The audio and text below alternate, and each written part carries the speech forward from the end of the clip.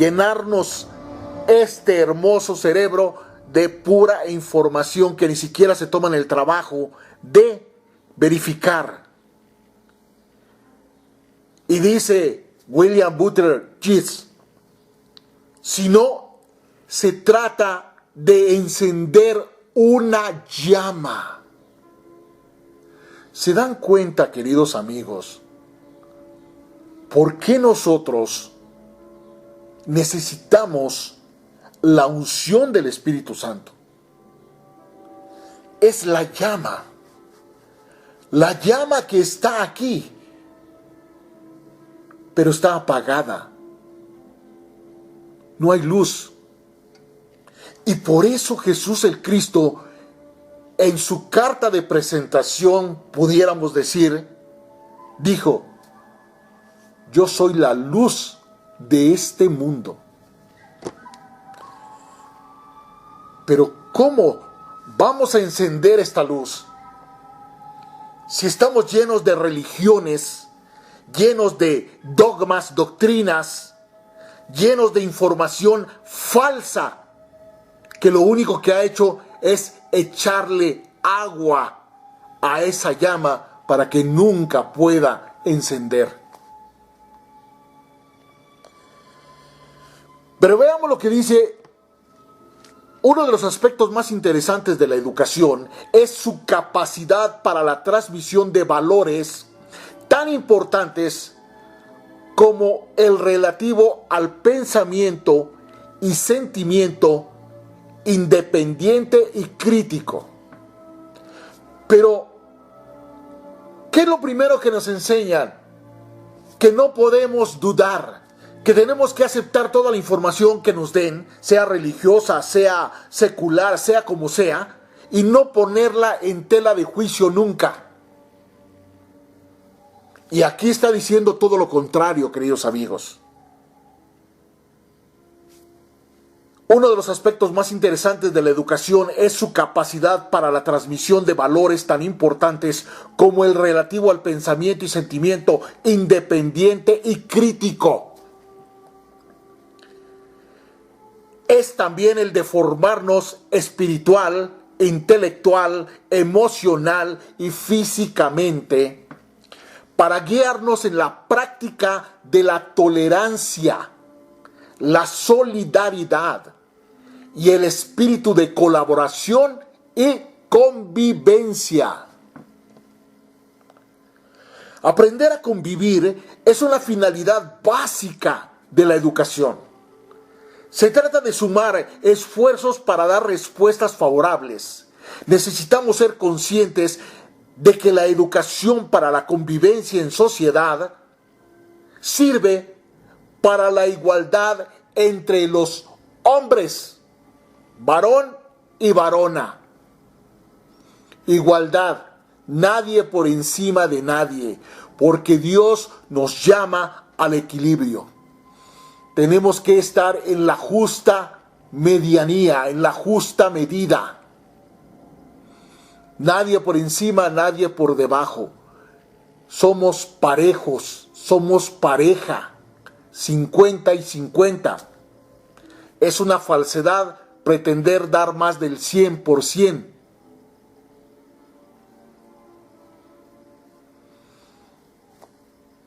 Y aquí viene la explicación.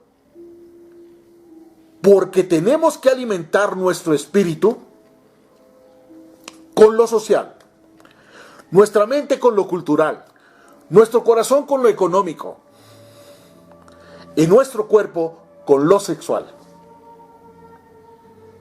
Pero hay que entender, queridos amigos, que cuando estamos hablando de lo sexual, no implica solamente el acto carnal. Implica que para llegar a esa situación debemos hacerlo con nuestro espíritu, con nuestra mente, con nuestro corazón. Y una vez que hemos podido amar a nuestro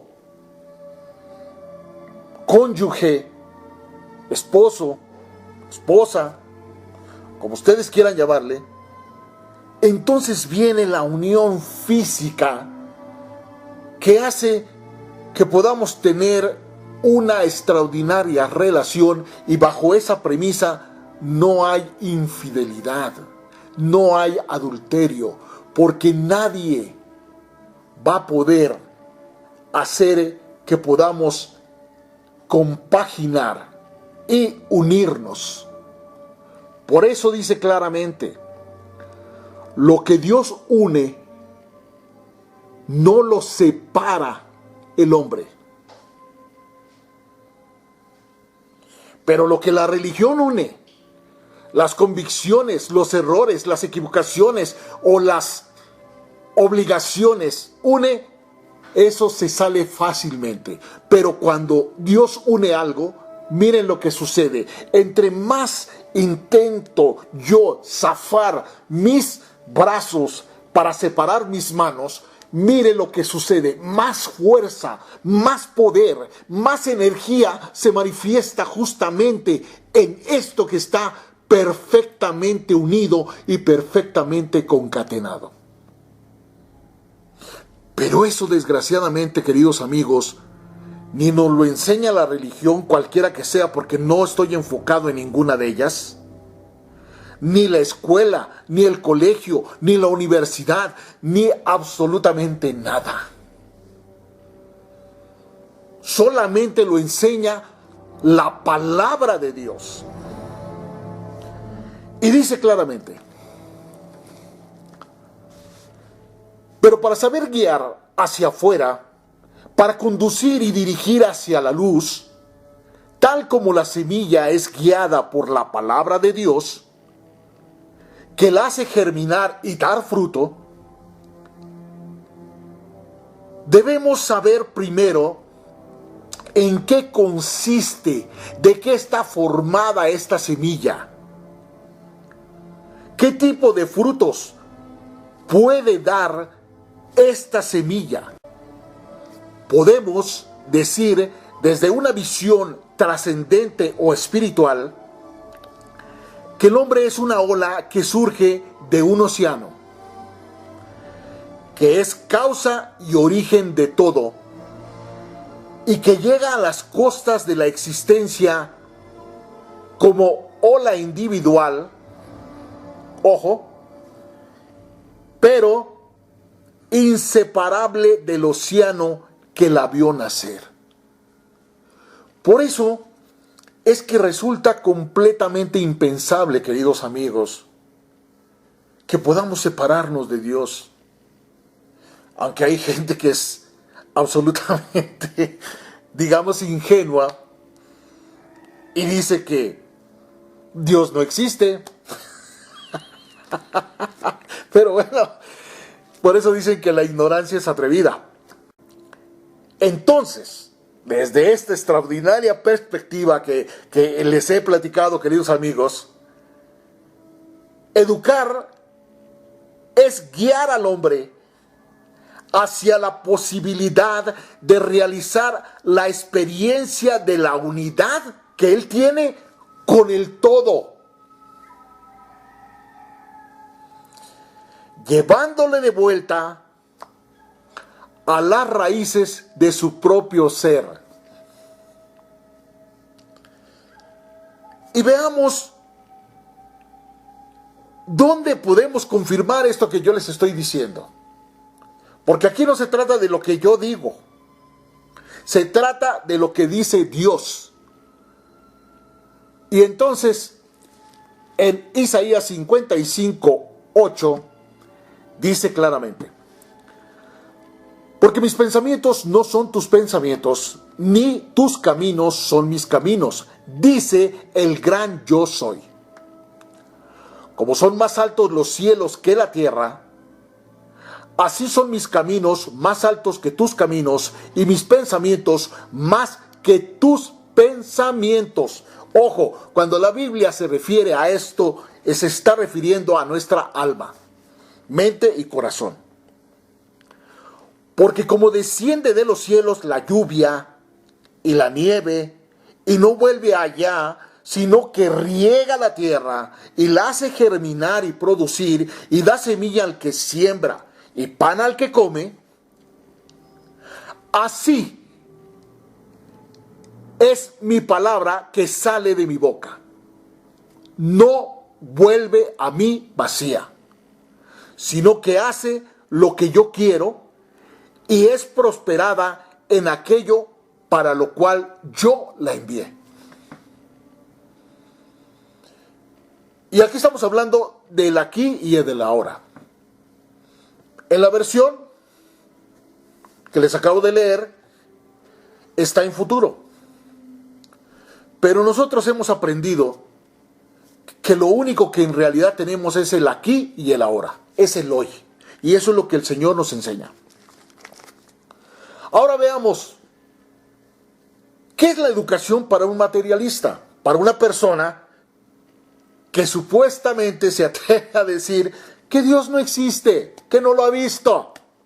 Y por lo tanto, no es verdad. Desde el punto de vista de un materialista, en el sentido coloquial del que solo admite como realidad la materia, lo físico, lo que puede observar con sus sentidos, oler, gustar, palpar, oír y ver, entonces dice que el hombre es solo mente, corazón y cuerpo, negando la posibilidad de una realidad creadora y trascendente independiente de él.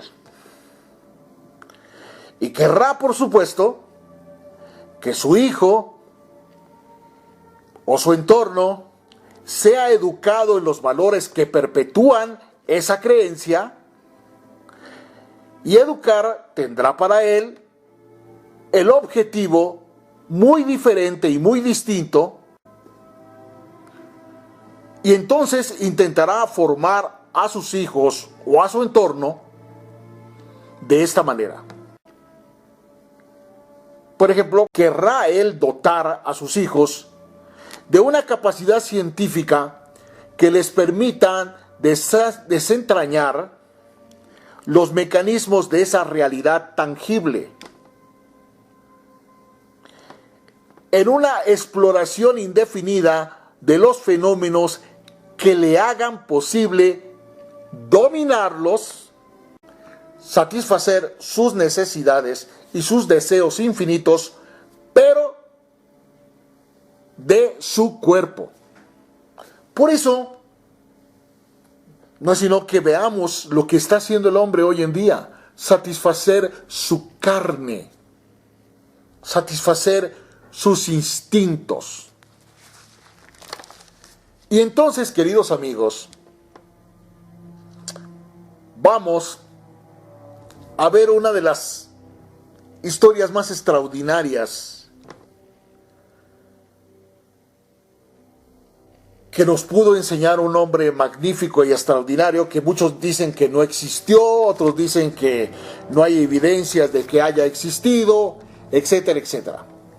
Ya hemos podido percatarnos de la diferencia que existe en la educación espiritual desde la perspectiva de la palabra de Dios y la educación que nos dan, es decir, la secular.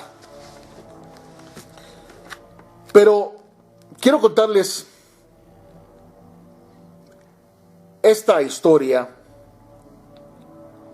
de Licurgo y sus dos perros. Licurgo es citado por historiadores tales como Jenofonte, Heródoto y Plutarco, porque hay muchas personas que dudan de la existencia de Licurgo. Y dice que era Licurgo hijo de Eunomo, rey de Esparta, y hermano de Polidecto, que reinó después de su padre. Y miren lo interesante que vamos a analizar con esta extraordinaria historia, porque nos muestra claramente lo que en verdad de verdad es la educación. Y como en este canal, Escudriñando tu Palabra, hemos tratado de compaginar la información que hemos extractado de la palabra de Dios y la hemos podido, o es nuestro propósito, ver qué dice la ciencia, qué dice la historia, qué dice la antropología, qué dice, o sea, qué evidencias hay de que lo que en la Biblia está escrito haya tenido una razón de ser. Y esta historia que les voy a contar a continuación es extraordinariamente ejemplar, porque nos enseña, sin lugar a dudas, lo que de verdad, en verdad, representa la educación. Se cuenta que el legislador Licurgo fue invitado en cierta ocasión a hacer una exposición teórica sobre la educación. El sabio aceptó la invitación, pero pidió un plazo de 1 año para preparar la materia que había de desarrollar en su disertación. Tal requisito que pidió Licurgo causó gran extrañeza entre los solicitantes, pues todos sabían de su extraordinaria capacidad y las condiciones para hablar en cualquier momento sobre cualquier tema o cualquier asunto, aunque fuese de manera improvisada. Por eso mismo, lo habían invitado a hacer esta disertación acerca de la educación. Transcurrido el año, Licurgo compareció ante la asamblea y todo era expectación, porque todo el mundo decía, pero ¿cómo es posible que se haya tardado 1 año? O sea, lo que nos vamos a mostrar es algo sencillamente espectacular, o maravilloso, extraordinario, lo que ustedes quieran. Los asistentes sabían que dado lo que representaba Licurgo, no los iba a defraudar. Se ubicó el sabio en la tribuna y a una orden suya entraron de inmediato varios criados portando 4 jaulas, en cada una de las cuales había un animal, 2 liebres en 2 jaulas y 2 perros de raza galgo lebrero, todos ellos separados. La gente estaba atónita, no sabía qué era lo que iba a mostrar Licurgo. A una señal previamente establecida por Licurgo, uno de los criados abrió la puerta de una de las jaulas y una pequeña liebre blanca salió, corriendo espantada. Luego, otro criado abrió la jaula en la que había un perro que salió en desesperada carrera a la captura de la liebre. La alcanzó con la destreza que cabe a un perro de esta naturaleza o de esta raza y la destrozó inmediatamente. La escena fue dantesca, queridos amigos. Los corazones parecían salirse del pecho. La violencia con la que el perro había dado caza a ese pobre animalito y lo había destrozado, había golpeado ciertamente la sensibilidad de todos los que ahí estaban presentes. Nadie conseguía entender lo que Licurgo pretendía con esa exhibición tan brutal de esta horrible agresión de la que fue víctima la pobrecita liebre. Mientras los miembros de la asamblea se debatían en una mezcla de perplejidad, de conmoción y de repulsa, Licurgo permanecía en silencio. De su boca no salía palabra alguna. se limitaba tan solo a observar atentamente a la concurrencia. Ante el asombro de los asistentes, Licurgo volvió a repetir la señal establecida y la otra liebre fue liberada. Tras lo cual mandó a soltar al otro perro. El público apenas si podía contener la respiración. Los más sensibles llevaron sus manos a los ojos para no ver la repetición de la muerte bárbara del indefenso animalito, que corría y saltaba. En el primer instante, el perro embistió a la liebre y la tumbó. Sin embargo, ante el grito de toda la multitud, en vez de destrozarla, el perro tocó la pata de la liebre y ella cayó. Pero enseguida el perro la ayudó a ponerse en pie y se pusieron a jugar. Para sorpresa de todos, los dos animales demostraron tranquila convivencia. ¿Se dan cuenta, queridos amigos, cómo todo está concatenado? Cómo todo lo que nos está mostrando la palabra de Dios está magnificado en esto que les estoy comentando.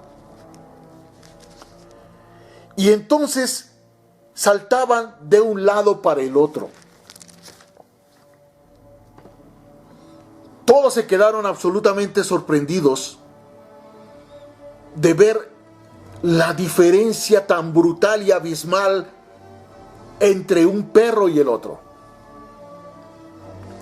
Entonces, y solamente entonces,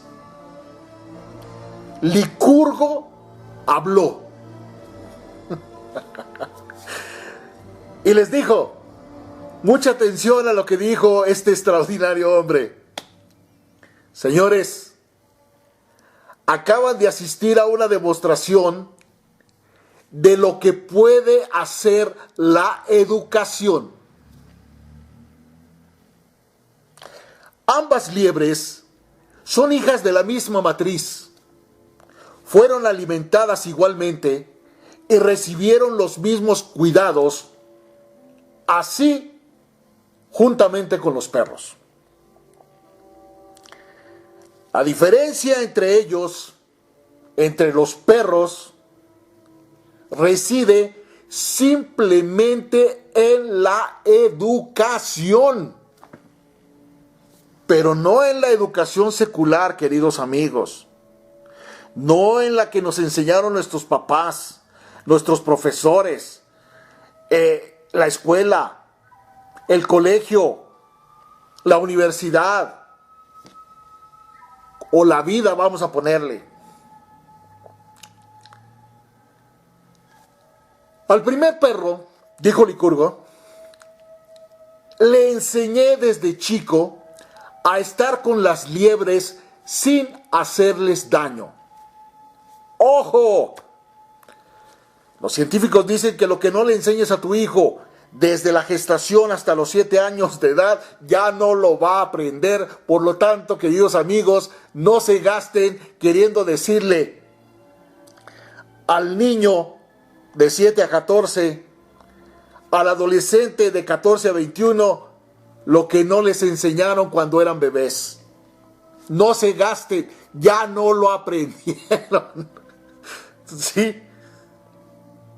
Y por eso dice Licurgo, al primer perro le enseñé desde chico a estar con las liebres sin hacerles daño. Y al segundo perro lo dejé abandonado a su bárbaro instinto natural.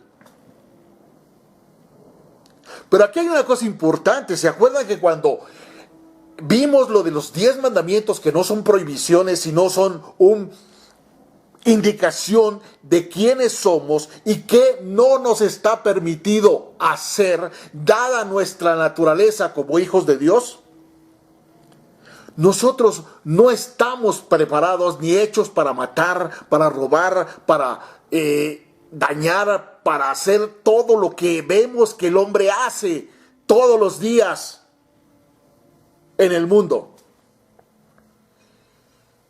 Y por eso dice Licurgo: al segundo lo dejé abandonado a su bárbaro instinto natural, que aún acrecenté, ojo, con la educación. Pero si se dan cuenta otra cosa, aquí vienen dos tipos de educación. Educere, que es sacar de adentro, que fue lo que le enseñó al perro para convivir con la liebre, y educare, que fue lo que le enseñó al segundo perro, porque dice aquí: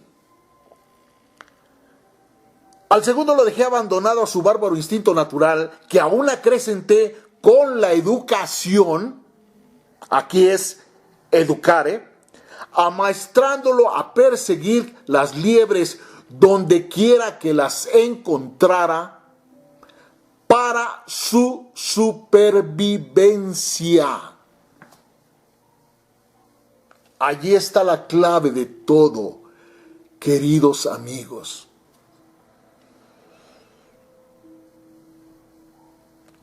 Y prosiguió Licurgo, absolutamente emocionado, en un discurso extraordinario,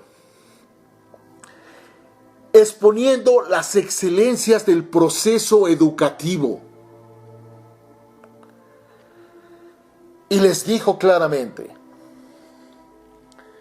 si esto que ustedes han observado, que los ha impactado, se ha podido hacer con animales, con solo dominar su instinto, ¿cuánto más se podrá hacer con los hombres? Y les pido, queridos amigos, que tengan mucha atención, o que pongan mucha atención a esto que van a escuchar, porque esto cierra de manera magistral. Ahora sí podemos decir claramente de manera magistral lo que dijo Licurgo. He ahí, ustedes tienen al hombre. He ahí, ustedes tienen a sus bebés. Y aquí está la clara muestra de lo que pueden hacer con ellos, según la educación que ustedes, ojo, que ustedes, no el profesor, no la escuela, no la televisión, no el celular, no las redes sociales, no los videojuegos, que eso es justamente lo que han hecho los padres de hoy en día. Primero con la estupidez de decir: es que yo no quiero que mi hijo sufra lo que yo sufrí. Es que no quiero que mi hijo tenga ausencia de todo lo que yo padecí.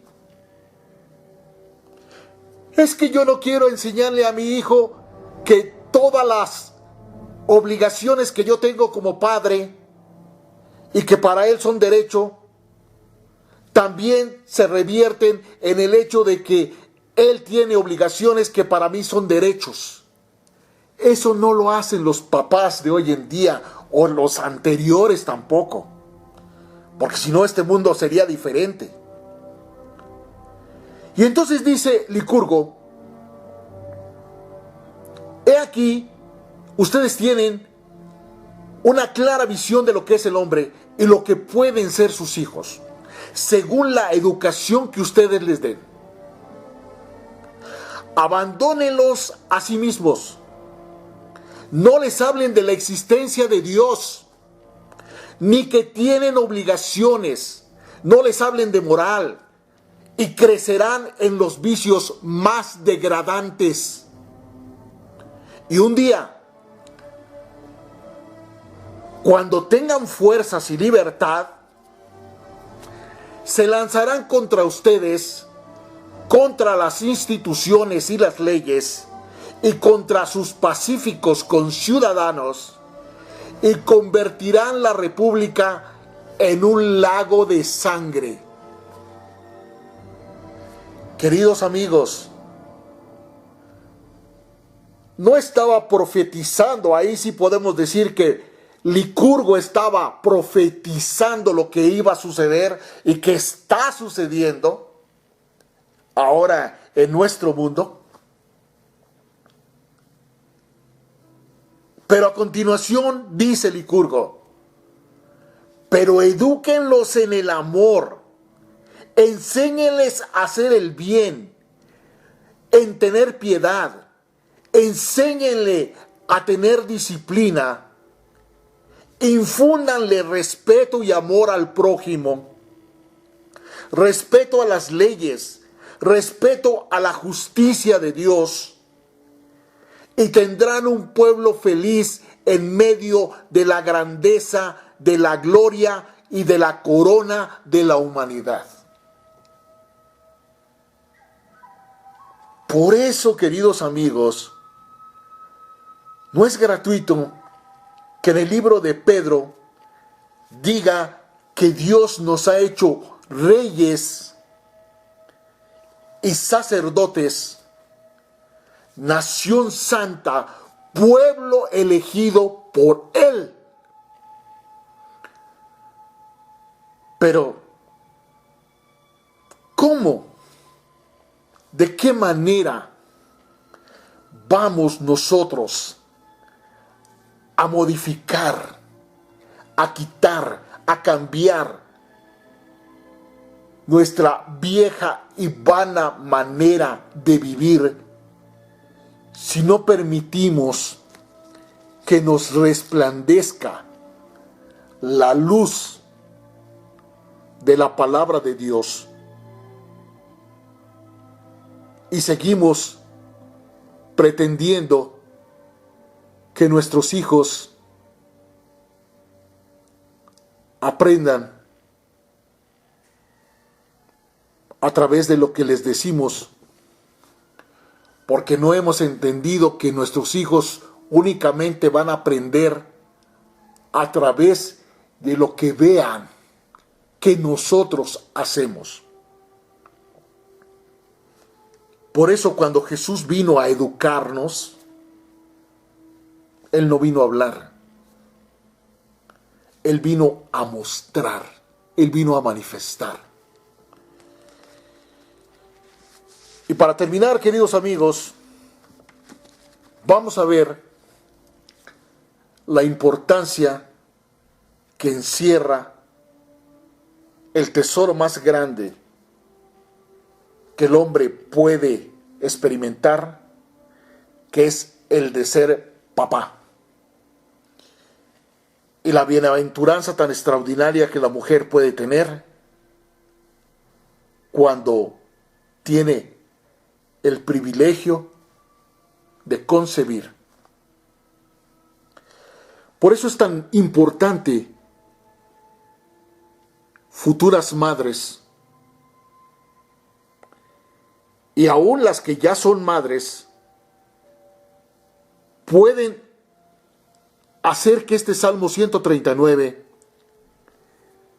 sea confesado, profesado, proclamado por sus hijos, aun cuando ya están fuera del vientre. Pero esto requiere disciplina, requiere dedicación, requiere esfuerzo. Nada que valga la pena se consigue fácilmente.